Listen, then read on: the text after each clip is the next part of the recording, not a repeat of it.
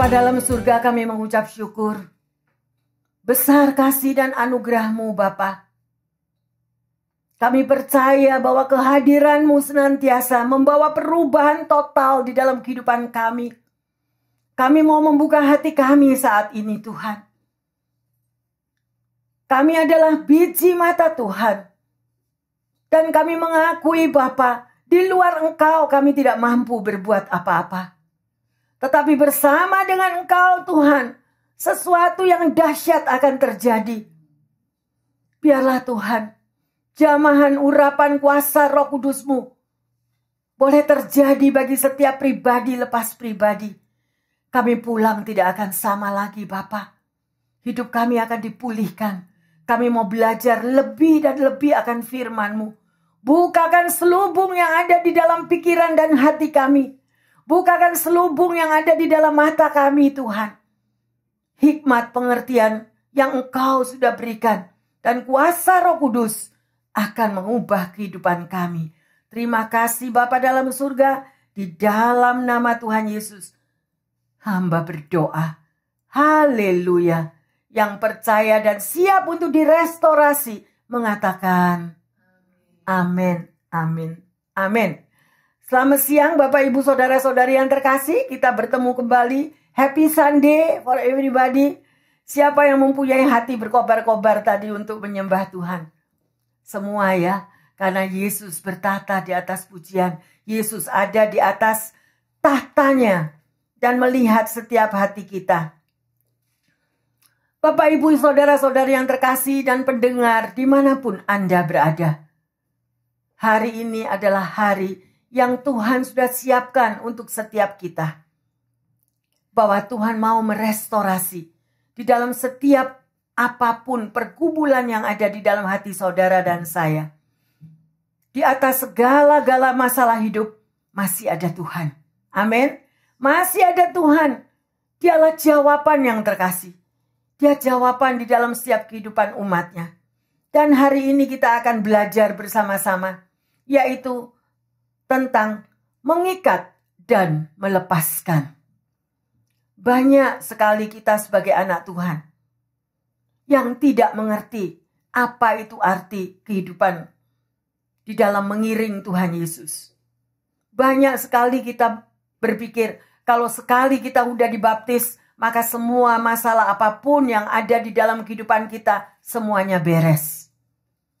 Ya, bahkan kita tidak mau apabila kita menghadapi masalah, problem, sakit, penyakit, semuanya kita mau tolak dan kita tidak terima. Bahkan mungkin kita marah. Kenapa? Saya sudah ikut Tuhan, kok saya sakit? Saya sudah ikut Tuhan, kenapa saya gagal? Saya sudah ikut Tuhan, kenapa bermacam-macam persoalan terjadi? Ya, sedemikian rupa. Oleh karena itu yang terkasih, Tuhan memberikan hikmat-Nya. Dan dia menunjukkan lebih dan lebih dalam lagi apa yang saudara dan saya harus tahu. Ya, bahwa setiap hari kehidupan saudara dan saya itu adalah satu peperangan. Ya. Peperangan setiap hari, warfare every day yang saudara dan saya hadapi. Kadang-kadang kita buka mata aja, kita merasakan ada sesuatu. Kok tahu-tahu aku sedih ya? Kok tahu-tahu aku merasa ada beban yang berat? Padahal nggak tahu, nggak mikir apapun. Tapi perasaan demikian itu muncul mendadak sedemikian rupa. Oleh karena itu pada hari yang indah ini kita akan pelajari ya yang terkasih. Saya mau katakan, apabila sebuah pasukan sudah ada di hadapan Anda dan saya, apa yang harus kita perbuat? Adakah kita memiliki satu senjata untuk kita mampu berperang untuk mengatasi serangan dari musuh yang akan datang di hadapan kita.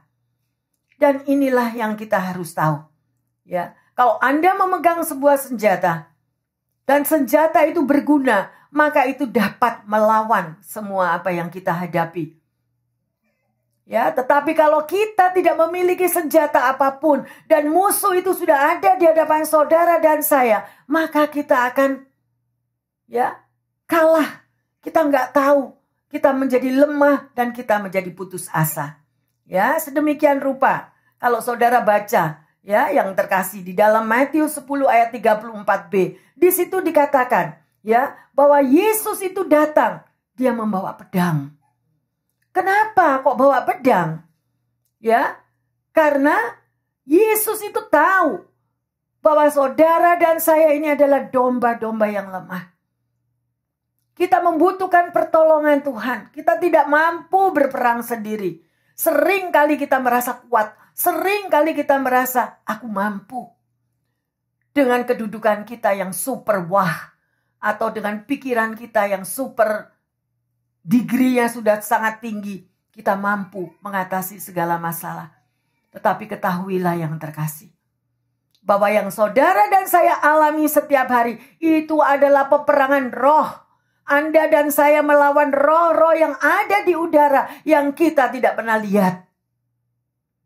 Mungkin saudara katakan, oh itu kan suami saya, oh itu kan sahabat saya, mengapa dia menyakiti saya, mengapa dia mengkhianati saya sedemikian rupa. Tetapi kita tidak tahu bahwa ada roh-roh di balik semuanya itu. Dan seringkali anak Tuhan menjadi kalah. Ya, akhirnya kita menyimpan sakit hati, menyimpan kebencian, dan akhirnya semuanya itu menjadi berantakan. Oleh karena itu di siang hari ini, mari kita mau belajar bersama-sama yang terkasih. Ya, hanya Tuhan Yesus yang mampu memerdekakan Anda dan saya. Oleh karena itu dikatakan di dalam Hosea 4 ayat 6, kalau Anda membaca firman Tuhan, sekali lagi saya tidak bosan untuk selalu menghimbau menjadi anak Tuhan. Tanpa membaca firman Tuhan, kita semua seperti zombie. Kita seperti anak Tuhan yang merasakan bahwa kita mengaku anak Tuhan, tapi kita tidak memiliki kuasa. Kita tidak tahu bahwa isi di dalam firman Tuhan itu adalah senjata peperangan kita terampuh untuk melawan kuasa-kuasa kegelapan. Berapa banyak orang yang mengatakan, aku anak Tuhan, aku sudah dibaptis, aku sudah mengalami ini, mengalami itu semuanya. Tetapi setiap hari, apa yang dialami tidak pernah memegang Alkitab. Tidak pernah membaca firman Tuhan. Rajin ke gereja every week, setiap minggu. Tetapi firman Tuhannya zero yang terkasih. Perlu dipertanyakan. Semoga himbauan saya ini menjamah setiap pendengar dimanapun Anda berada dan jemaat yang dikasihi Tuhan. Bacalah firman Tuhan. Bacalah, resapi, renungkanlah itu siang dan malam. Dan itulah senjata kita terlebih di akhir zaman ini. Kita tidak akan tahu apa yang terjadi hari esok. Tetapi Tuhan sudah tahu. Jangan kita terlena. Ya, Hosea 4 ayat 6 dikatakan, umatku binasa karena tidak mengenal kebenaranku. Tidak tahu akan kebenaran firman Tuhan itu ada semua di dalam firman-Nya. Dan saudara bisa memakai senjata itu untuk melawan segala situasi yang terjadi di dalam hidup saudara dan saya. Ya, yang terkasih sedemikian. Di dalam kita membahas mengikat dan melepaskan ini, kita berbicara tentang peperangan rohani. Kita berbicara di dalam peperangan rohani itu termasuk di dalamnya ada kutuk-kutuk. Kita bukan untuk menakut-nakuti. Kita bukan ada orang yang paling tidak suka untuk berbicara tentang kutuk. Paling gak suka. Aku sudah bebas karena Yesus sudah dipaku di kayu salib. Yesus sudah mati di kayu salib menjadi kutuk bagiku. Betul. Tetapi saudara harus tahu, di dalam kitab Amsal juga dikatakan, kutuk tanpa alasan tidak akan kena. Berarti kutuk itu akan terjadi ada alasannya. Saya mau menceritakan, pada waktu kita meeting dengan beberapa pastor yang lain, seorang pastor yang dia juga bagian pelepasan itu bercerita. Dia bertemu dengan seseorang yang menceritakan bahwa diundang kepada satu kebaktian yang penuh dengan duka cita. Kebaktian kematian dari anaknya. Mereka memiliki 3 orang anak. Dan anak yang pertama itu meninggal dalam usia 10 tahun. anak yang kedua meninggal di dalam usia 7 tahun. Tinggal satu-satunya anak yang terakhir. Dan di situ ada pendeta tamu yang datang melihat betapa hancurnya hati keluarga ini. Dia tidak mengerti dan tidak mengenal mengapa hal itu boleh terjadi. Dan setelah kebaktian tersebut, si pendeta berbicara kepada orang tuanya. Apakah saya boleh berbicara nanti? Kalau ada waktu, boleh Bapak datang ke kantor saya. Dan akhirnya Bapak itu mengatakan, iya saya akan datang. Dan di dalam konseling, di situ ternyata menemukan hal yang dianggap remeh dan dianggap biasa dan tidak apa-apa. Bahwa Bapak ini pernah berguru dengan kuasa-kuasa kegelapan. Bahkan mereka masih mengikat, memiliki. Bahkan pada waktu untuk upacara kematian pun mereka masih juga memanggil dengan mantra-mantra yang lain. Dan setelah dijelaskan sedemikian rupa, inilah sumber daripada apa yang terjadi. Karena Tuhan tidak mengizinkan ada ilah yang lain di dalam hidup saudara dan saya. Tapi banyak orang yang tidak mengerti, bahkan marah. Jangan berbicara tentang kutuk karena Yesus sudah mati menjadi kutuk bagi saya. It's okay, it's right, betul. Tetapi kalau kita juga menyalahi akan firman Tuhan yang sudah dikatakan, jangan ada ilah yang lain. Dan akhirnya setelah dilayani pelepasan, semua jimat-jimatnya itu dibakar. Dan kunci daripada di sini adalah Bapak ini mau mengakuinya. Banyak sekali daripada kita anak Tuhan. Kita sudah pernah berguru, kita sudah pernah belajar akan kuasa kegelapan. Bahkan kita memuja akan ilah-ilah yang lain. Tapi mereka nggak mau terbuka. Mereka merasa bahwa it's okay. It's okay. Why? Kenapa? Karena kita tidak tahu akan kebenaran firman Tuhan. Seperti Hosea 4 ayat 6 ini tadi. Bapak, Ibu, Saudara-saudari terkasih, pendengar dimanapun Anda berada. Sering kali pelayanan saya sedemikian rupa. Dan banyak hal-hal yang sedemikian terjadi. Itu benar yang dikatakan oleh firman Tuhan. Kalau ada ilah-ilah yang lain, ada pemuja-pemuja berhala, ada patung-patung yang kita sembah, yang kita tidak tahu tapi orang mengatakan it's okay. Yang terkasih, gak ada ilmu putih ya. Ikut Tuhan itu gak ada ilmu putih. Yang ada cuma Tuhan Yesus Juru Selamat, yang mampu melepaskan hidup saudara dan saya. Mungkin Anda katakan, Bu Pendeta, saya nggak tahu. Saya nggak tahu dulu gimana orang tua saya. Saya nggak tahu nenek moyang saya. Yes, kita bisa tahu. Saya praktek karena saya juga mengalami yang terkasih. Ya, orang tua saya dulu juga belum sepenuhnya di dalam Tuhan. Tetapi setelah saya dilayani, setelah saya dilepaskan, dan di situ ketemu melalui family tree. Setiap daripada kita ini punya family tree. Orang tua kita, grandma, grandpa, atasnya lagi. Dan nanti di situ itu bisa ditemukan. Dari mana asalnya ini? Tetapi kalau orang itu menutupi segala apa-apanya yang sedemikian, mereka tidak pernah memikirkan untuk keturunannya yang sampai ketiga, keempat itu jelas ada di dalam Alkitab. Nanti kita baca firman-Nya. Ya, ayo belajar. Benar-benar kita di akhir zaman. Saya mau semuanya nanti pada pulang dengan peace, pulang dengan damai sejahtera, pulang dengan sungguh-sungguh beres. Gak ada lagi yang kita bawa. Nggak ada lagi jimat, mantra, atau ilmu-ilmu yang sudah kita pernah pelajari itu. Harus dibongkar, harus dibuang, harus dilepaskan. Ya, jangan mau bahwa hidup saudara, hidup saya, hidup anak cucu kita itu hanya menjadi akibat daripada sebab karena ketidakmengertian.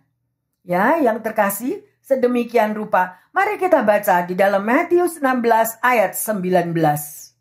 Kepadamu akan kuberikan kunci kerajaan surga. Apa yang kau ikat di dunia ini akan terikat di surga. Dan apa yang kau lepaskan di dunia ini akan terlepas di surga. Haleluya. Ya, jelas sekali. Kalau Anda nggak mau baca firman Tuhan, gimana bisa tahu kalau ada firman ini yang terkasih? Ya, oleh karena itu sekali lagi, firman Tuhan itu adalah senjata di dalam hidupmu dan hidupku. Jangan mau dilenakan. Selama ekonomi suamiku bekerja, waduh dengan gaji yang wah. Gak ada apa-apa, aku tercukupi. Aku bahagia hidupku. Jangan menunggu sesuatu sampai terlambat. Karena ada sumbernya, ada akarnya. Dan kita akan belajar hari ini yang terkasih. Jadi konteks kita bicara pada siang hari ini adalah otoritas yang Tuhan sudah berikan, ya, kepada Petrus dan juga kepada Anda semuanya saat ini. Kepadamu, kepada Anda semuanya. Kepada pendengar dimanapun Anda berada. Tuhan sudah memberikan kunci kerajaan surga. Ya, kunci itu mewakili otoritas yang terkasih. Kunci itu mewakili kuasa yang Tuhan sudah berikan. Kalau Anda dipasari, diberikan sebuah kunci dari bos Anda untuk membuka kantor, untuk apapun yang terjadi. Anda memiliki kuasa dan otoritas untuk apapun yang ada di dalam kantor tersebut. Tetapi ini yang diberikan adalah Tuhan sendiri. Dan dengan kata-katanya yang mengatakan, apa yang kau ikat di dunia akan terikat di surga. Apa yang kau lepaskan di dunia terlepas di surga. Nah, apa yang saudara ikat sekarang? Saya pernah melayani di satu hospital. Pada waktu itu saya dipanggil di hospital. Penuh di hospital itu, di kamar itu yang terkasih. Ini hospital mahal. Hanya orang kaya aja yang bisa bayar di situ. Tetapi pada waktu sakral maut itu terjadi kepada orang tersebut. Pendeta penuh di situ yang terkasih berdoa, melepaskan. Tapi napas sudah seperti kereta api. Lidahnya terjulur keluar sampai ke dada. Ya, sampai tempat tidur itu goncang sedemikian rupa, matanya melotot ke atas. Sedemikian rupa. Dan pada waktu kita berdoa bersama-sama, saya merasakan bulu saya mulai naik. Waduh, ada apa ini? Saya katakan kepada istrinya, apakah Bapak pernah mengikuti sedemikian rupa? Saya nggak kenal sama orang ini. Dia bilang, iya, dia berguru. Terus saya katakan, Bapak tidak akan pernah pergi sebelum semua jimat itu dibawa ke tempat itu. Dan dibakar. Akhirnya dia pulang dan dibawa. Melalui pujian, penyembahan, dan doa pelepasan. Barang yang satu toples besar itu yang terkasih. Ada keris, ada apa aja yang di situ. Batu-batu semuanya. Itu keluar asap. Keluar asap membumbung tinggi. 15 menit setelah pelepasan, baru Bapak ini pulang. Ini yang saudara dan saya harus tahu. Bukan untuk menakut-nakuti, tapi kita belajar yang terkasih. Saya masih belajar. Kita nggak pernah tahu yang di atas kita itu gimana dulu masa hidupnya. Nggak pernah tahu. Ya, dan janganlah kita menjadi akibat yang sampai turun-temurun. Dan janganlah sampai anak-anak kita juga harus bayar harganya. Baby-baby yang tidak berdosa, tidak bersalah. Ya, karena tidak ada satupun orang yang benar. Gak ada. Ayo, kita belajar ya yang terkasih. Jadi sekali lagi, kunci itu mewakili otoritas. Ya, itu adalah satu simbol. satu lambang di mana saudara dan saya sudah diberi kuasa. Tetapi mau nggak kita melakukannya? Ada bagian Tuhan yang melakukan, ada bagian Anda dan saya yang harus melakukan. Amin. Ya, haleluya. Ya, sedemikian rupa yang terkasih. Kunci itu mewakili kepemilikan. Saudara pada waktu sudah dibaptis, Anda adalah milik Tuhan Yesus. Ya, tetapi masih ada yang harus dibersihkan, masih ada yang harus dibereskan yang terkasih. Ya. Dan setiap keluarga masing-masing, kalau Anda sebagai orang tua harus bertanggung jawab untuk kehidupan keluargamu dan anak-anakmu. Bereskan semua hal ini, ya. Mari kita lihat di dalam Matius 18 ayat 18. Aku berkata kepadamu, sesungguhnya apa yang kamu ikat di dunia ini akan terikat di surga, dan apa yang kau lepaskan di dunia ini akan terlepas di surga. Yang terkasih, apa saja yang saudara dan saya perbuat di dunia ini akan diperhitungkan. Tidak ada satupun yang lepas dari mata Tuhan. Oleh karena itu, berhati-hatilah kita untuk berbicara. Berhati-hatilah kita juga untuk melangkah dan berbuat sesuatu. Ya, saya mau bahwa semuanya itu terselesaikan. Dan pada waktunya kalau kita pulang, nggak ada satupun yang tahu kapan waktunya kita dipanggil pulang. Benar? Ya, tapi kita udah beres. Kalau sudah beres semuanya, kita akan pulang dengan tenang, dengan damai, sejahtera. Ya, jadi bagi mereka pendengar dimanapun Anda dimanapun ya, jangan terikat dengan ajaran ilmu gaib apapun, hanya untuk memproteksi diri supaya terlihat orang lain nggak berani dengan kita supaya terlihat kebal terhadap ilmu-ilmu hitam apapun. Gak ada itu. Tidak ada satu kuasa yang melebihi daripada kuasa Tuhan Yesus yang terkasih. Jadi sekali lagi menakutkan sekali. Ini adalah tanggung jawab Anda dan saya. Segera lepaskan diri kita dari segala keterikatan, dari segala kuasa kegelapan tersebut. Ya. Jadi sebetulnya pelayanan deliverance ini, pelayanan pelepasan itu sangat menarik yang terkasih.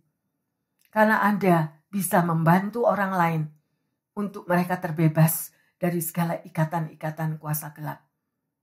Juga saya mau ingatkan di sini. Kalau Anda lagi pergi ke tempat orang sakit atau ke rumah sakit orang yang lagi dalam sakral maut yang tidak mau meninggal tapi nggak bisa meninggal. Saya anjurkan. Di dalam nama Yesus, Anda harus ikat roh maut.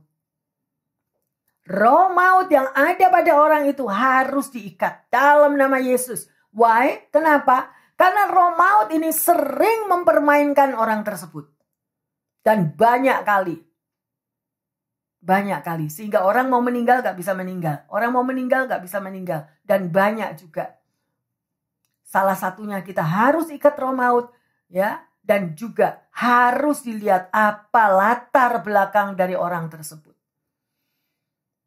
Dan itulah pelayanan daripada pelepasan, deliverance ministry. Ya, saya berharap Anda juga tergerak untuk membantu sesama yang di dalam mengalami kesulitan. Ya, jadi apa yang Tuhan berikan, ya, bahwa kunci yang sudah Tuhan Yesus berikan untuk saudara dan saya itu sungguh sangat berguna untuk mengikat dan melepaskan.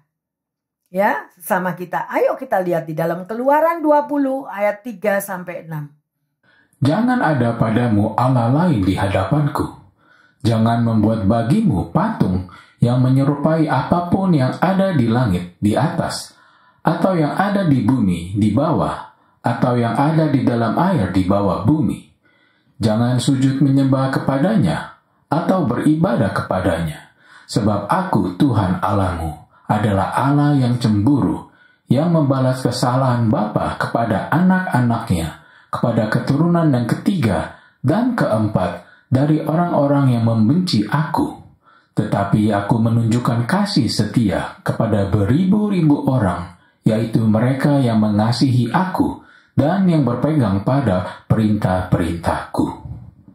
Bapak, Ibu, Saudara yang terkasih, pendengar dimanapun Anda berada, ini adalah firman Tuhan. Ada orang yang masih membantah dan mengatakan, Bu Pendeta itu perjanjian lama, gak laku. Firman Tuhan itu kitab tua. Ngapain baca-baca kitab tua? Gak laku. Terserah. Ya, tetapi semua itu sudah tertulis. Benar, Yesus datang dan Yesus sudah mati di kayu salib untuk Anda dan saya. Tetapi kalau kita membuka lubang, kita membuka celah, sesuatu apapun ya yang kita sudah dibebaskan karena hukum kutuk dosa, Yesus mati di kayu salib. Tetapi kalau kita mengulangi daripada perbuatan para leluhur kita, otomatis itu akan masuk kembali. Ya, ayo yang terkasih, kita belajar pada siang hari ini. Ya, karena Allah itu cemburu.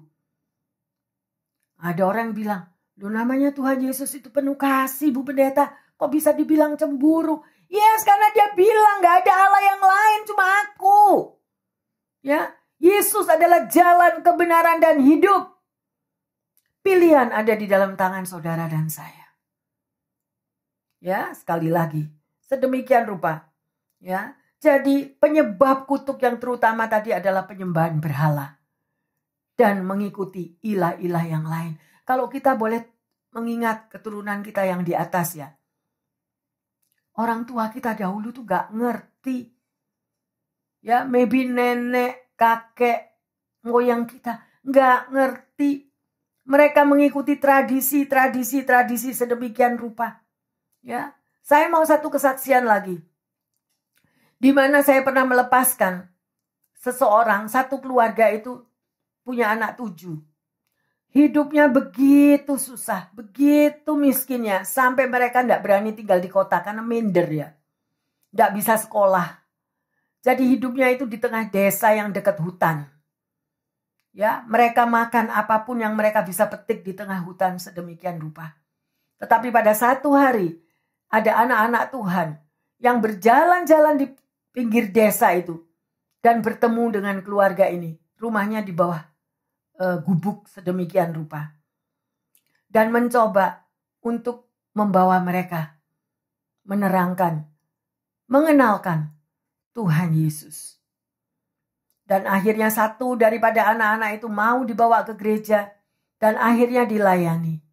Dan pada waktu dilayani, mereka mengatakan, kakek neneknya itu sangat kaya amat luar biasa. Loh, kakek neneknya begitu kaya luar biasa, mereka memiliki kapal yang begitu besar. Bukan 1-2 kapalnya, banyak puluhan. Dan itu kapal dipakai bekerja untuk berangkat dari satu pulau ke pulau yang lain. Apa pekerjaannya? Sebagai perompak, sebagai bajak laut. Itu berapa puluh tahun di atasnya. Nah, itu bisa terbuka. Ya, jadi kakek neneknya itu sebagai seorang bajak laut, di mana mereka itu menculik anak-anak di bawah umur, ya, di pasar atau di mana aja, itu dibawa ke kapal dan mereka akhirnya anak-anak ini hamil dan punya anak juga di dalam kapal tersebut sedemikian rupa. Dan kita mau melihat bagaimana keturunannya. Dan bagaimana itu menimbulkan kutuk. Sudah dikatakan, benar Yesus sudah mati menjadi kutuk untuk kita. Lah gimana perbuatan kitanya ini loh, ayo koreksi. Kalau hidup kita ini benar, kita gak bakal. Kalau yang di atas kita itu juga hidupnya dulu benar, kita gak akan kena itu. Tetapi kalau mereka hidupnya sudah gak benar, pemuja berhala, mengikuti ilmu gaib, ya, sedemikian rupa, lihat betapa keturunannya itu dikatakan. Sampai ketiga, keempat. Mereka sangat menderita luar biasa.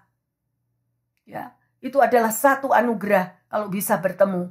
Dan akhirnya dilayani keluarga ini dan dibebaskan. Mereka pindah ke tempat dari gubuk di tengah desa pindah ke kota dan mulai masuk di dalam sekolah semua anaknya. Ya. Ini adalah satu kenyataan yang terkasih. Kita harus belajar. Jangan mau kita menjadi Kristen bonsai. Udah cukup pokok aku udah dibaptis. Udah cukup kalau aku sudah bergabung di dalam satu komunitas. Tetapi loh, diri kita sendiri ini di mana posisi kita? Kita pulang gak gandeng-gandengan loh. Kita pulang tidak membawa rombongan yang lain, enggak. Dan pada waktu kita pulang kita berhadapan muka dengan Tuhan. Satu persatu dengan Tuhan. Mari yang terkasih, kita lihat di dalam Yosua 6 ayat yang ke-26. Pada waktu itu bersumpahlah Yosua, katanya, terkutuklah di hadapan Tuhan orang yang bangkit untuk membangun kembali kota Yeriko ini. Dengan membayarkan nyawa anaknya yang sulung itu, ia akan meletakkan dasar kota itu. Dan dengan membayar nyawa anaknya yang bungsu, ia akan memasang pintu gerbangnya. Ya, yang terkasih, firman-Nya sangat jelas di sini. Ya. Membayarkan nyawa anaknya. Satu lagi kesaksian. Kalau kita nggak diberi kesaksian, kita nggak akan jelas. Dan ini harus dialami. Satu hari jam 11 malam, saya ditelepon untuk pergi ke rumah sakit jiwa. Di rumah sakit daripada ini dokter syaraf ya. Dia khusus dia memiliki klinik. Untuk saya berdoa bagi seorang gadis yang berusia 17 tahun. Dia dibilang gila. Dan pada waktu saya datang di sana, saya ditunjukkan mana anaknya. Anaknya lagi berlutut di tempat tidur dengan telanjang. Mukanya so beautiful, begitu cantik anak ini. Dan saya melihat itu hati saya terenyuh. Tuhan, mengapa anak ini terjadi sedemikian rupa? Apa yang terjadi? Akhirnya saya coba mendekati dia. Saya pegang tangannya. Tahu-tahu saya dicengkeram, saudara. Dan saya diseret sama dia, dibawa keluar ke kebun. Di rumah sakit, di klinik itu ada kebunnya. Kemudian kita duduk berdua. Dan dia bercerita. Lucu ngomong sendiri anak ini. Ya, saya selimuti badannya. Kemudian dia katakan, Tante, takut. Takut apa?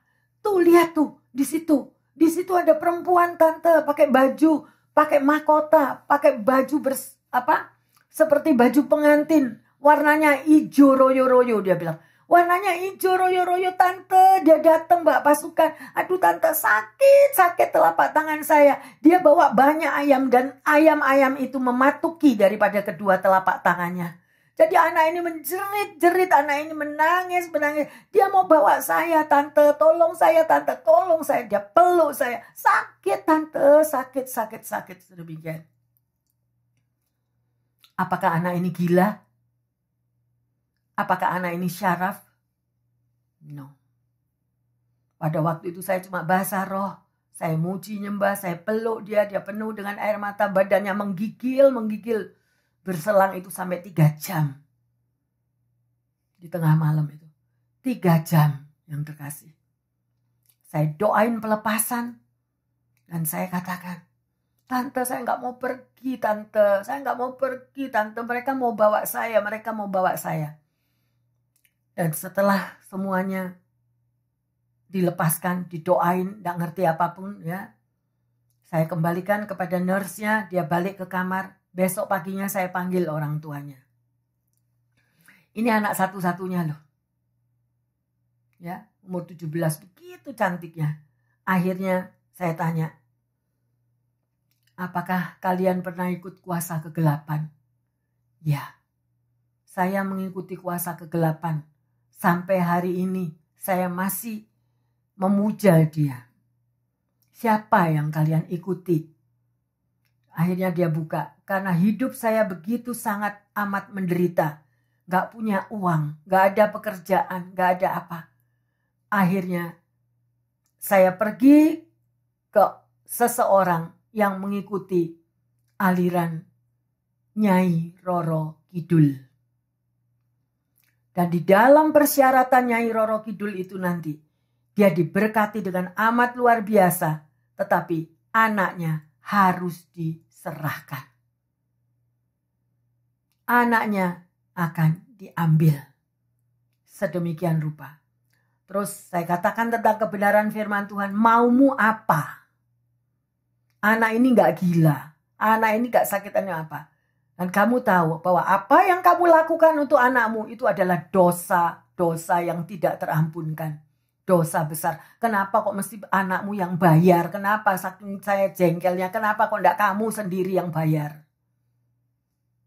Kok menjadi korban daripada anakmu? Sedemikian. Setelah kita layani berbulan-bulan, saudara, akhirnya terlepas, bebas, sampai anak ini ikut tinggal di rumah saya. Ya.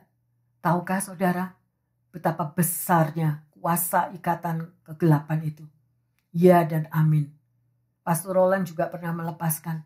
Pada waktu dia bertemu di satu tempat toko bisnis, orang yang punya bisnis itu mau menyerahkan anaknya, kira-kira masih umur 7-8 tahun anak itu.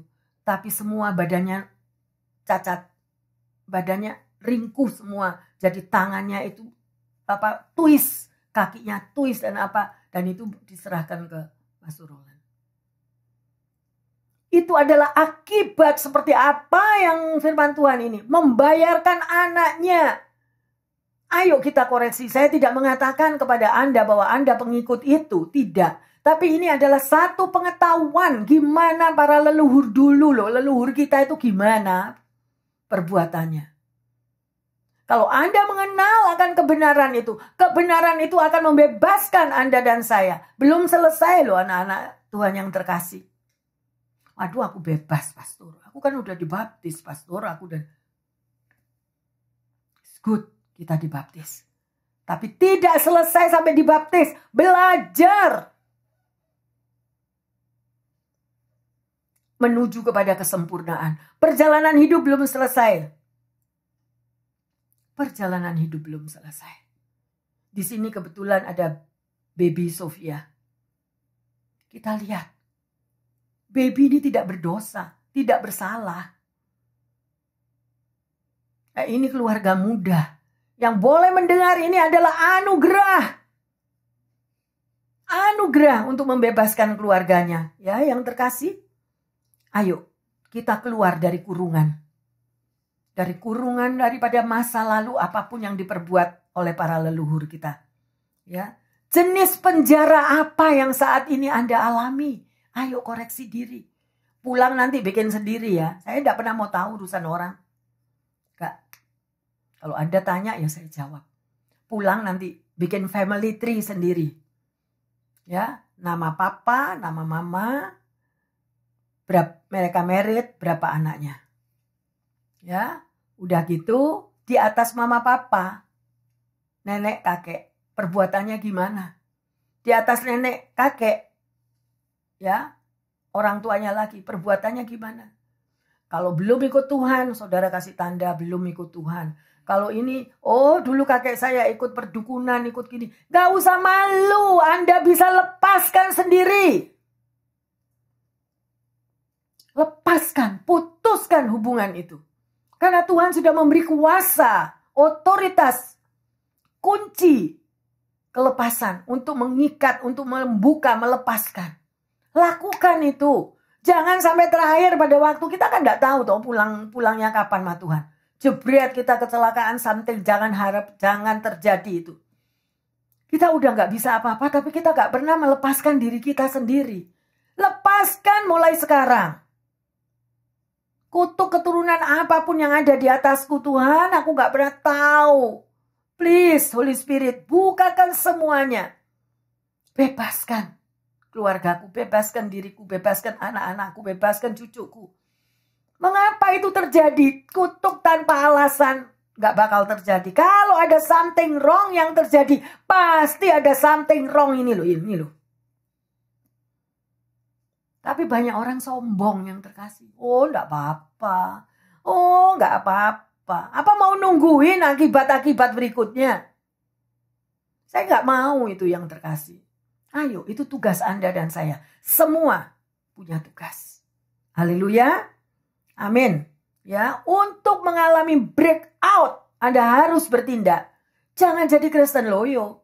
Jangan jadi Kristen santai. Wah, glamurnya dunia. Gak pernah memikirkan daripada kedalaman firman Tuhan, gak pernah. Kalau kita sudah membereskan dengan segala apapun yang ada di atas kita, kita pulangnya enak yang terkasih. Kita pulang dengan damai, sejahtera, sukacita.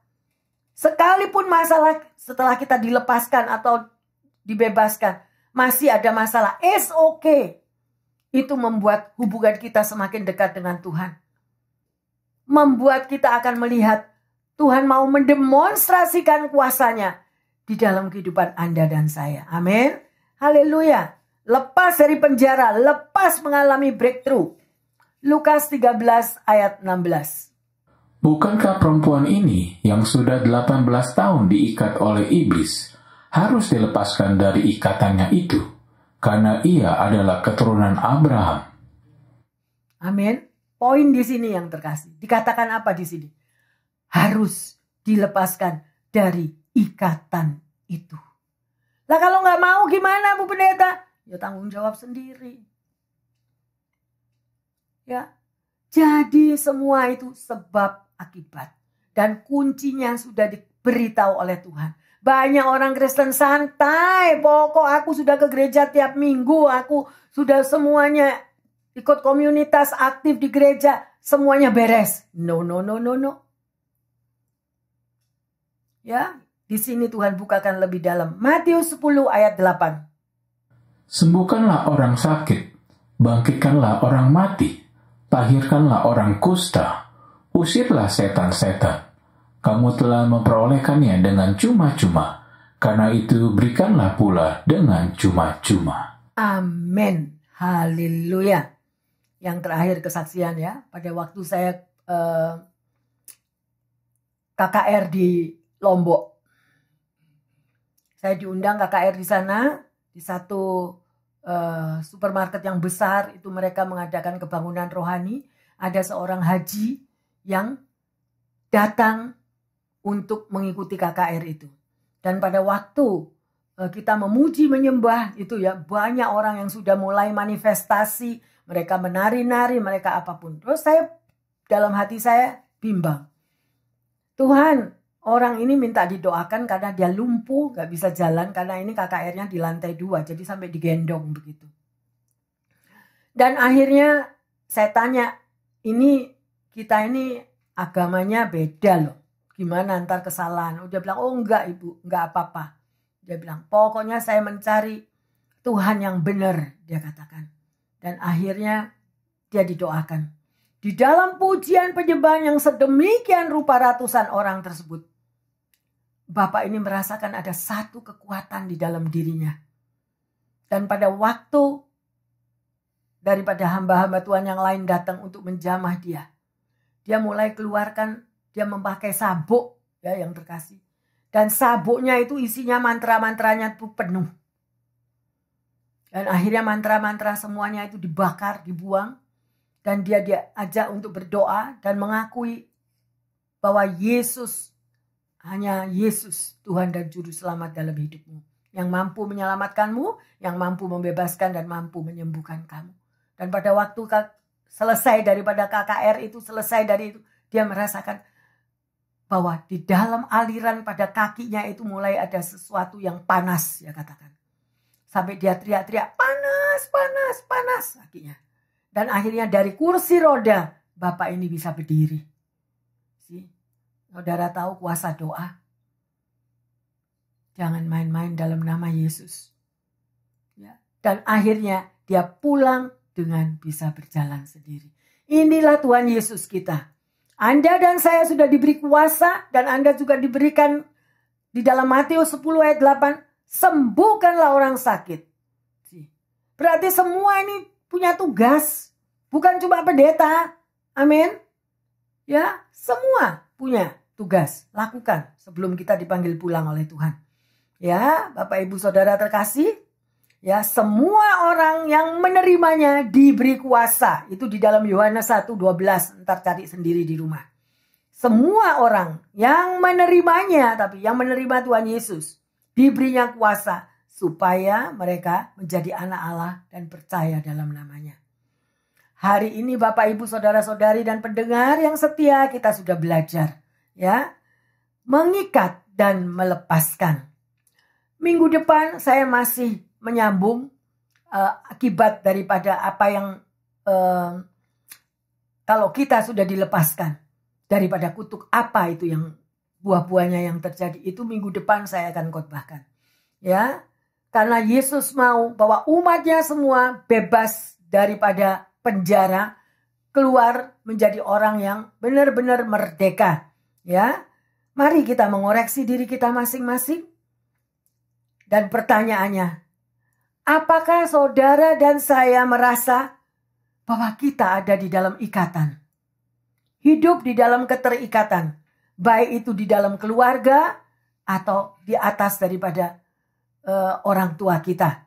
Ya, sehingga itu menekan di dalam kehidupanmu, tapi kita nggak tahu kenapa ya kok aku hidupku terus tertekan. Nah, kalau Anda merasakan hal itu, ayo coba kita koreksi dulu, koreksi diri kita. Dan yang kedua, apakah saudara merindukan untuk keluar daripada penjara yang sedemikian rupa? Ya, ingat bahwa setiap hari kita mengalami peperangan rohani. Kalau Anda ingin bebas, merdeka dari penjara-penjara sedemikian rupa, ayo datang kepada Tuhan dengan sungguh-sungguh. Bacalah firman Tuhan dan berdoa. Ya, dan seberapa besar keinginan saudara dan komitmen Anda untuk mau hidup dibebaskan, dilepaskan dari semua masa lalu tersebut.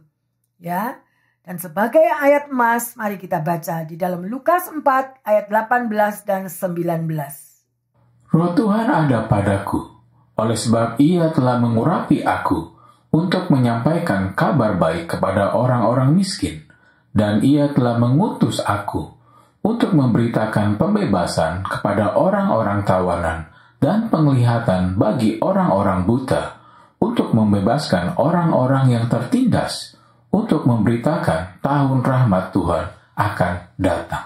Telah datang. Bapak, Ibu, Saudara-saudari yang terkasih, pendengar yang dicintai Tuhan, mari meteraikan ayat ini di dalam hatimu. Ya, bahwa saudara dan saya dipanggil untuk membebaskan kepada orang-orang tawanan. Ya, memberikan orang yang buta bisa melihat, membebaskan orang-orang yang tertindas, ya, sedemikian rupa, maka hidup saudara dan saya akan menjadi teladan dan menjadi alat Tuhan. Ada amin? Haleluya. Mari kita bangkit berdiri.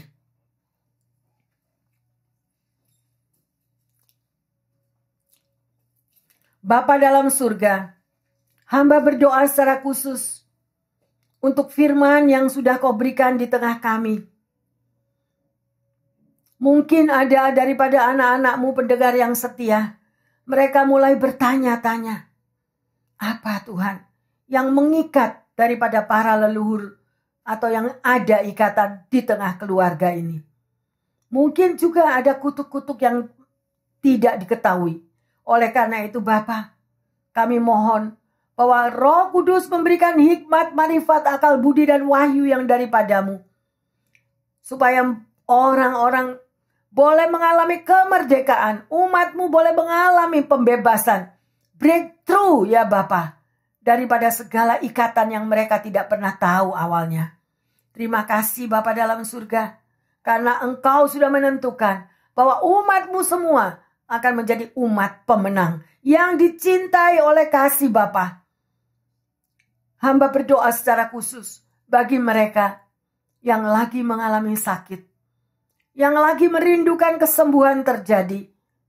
Mungkin juga Tuhan, yang lagi terbaring di rumah sakit, hamba berdoa bahwa kuasa darah Yesus mampu menyembuhkan anak-anak-Mu ini, membebaskan mereka dari segala keterikatan ini. Tuhan, kuasa-Mu ajaib dan luar biasa. Demikian juga yang lagi mengalami kesulitan finansial Tuhan. Dimanapun mereka berada, Engkau adalah Jehovah Jireh. Engkau mampu mengadakan dari yang tidak ada menjadi ada. Berikan terobosan Tuhan. Bukakan jalan pekerjaan-pekerjaan yang baru Tuhan. Terima kasih Bapa. Demikian juga yang mengalami di dalam hubungan relationship di tengah keluarga. Biarlah kasih Bapa boleh melimpah di tengah keluarga mereka masing-masing Tuhan. Sehingga kasih yang mula-mula itu terjadi. Anggur yang manis boleh ada, menyirami di tengah bahtera rumah tangga mereka, menyirami di tengah perkawinan mereka. Baik untuk keluarganya, anak-anaknya, bahkan semua yang menjadi doa-doa mereka. Tuhan sudah mendengarnya. Terima kasih Bapa. Kami mau terus belajar akan firman Tuhan, di mana Engkau sudah memberikan kuasa untuk kami bebas, mampu mengikat dan melepaskan, sehingga kami menjadi orang-orang yang merdeka. Terima kasih Bapa dalam surga, di dalam nama Tuhan Yesus, hamba berdoa dan mengucap syukur. Haleluya. Bapak, Ibu, Saudara-saudari yang terkasih, pendengar dimanapun Anda berada. Untuk mengalami breakout yang besar, kita perlu bertindak untuk melepaskan keluar dari penjara yang selama ini mengurung kita. Ada amin? Haleluya, Tuhan Yesus memberkati semuanya.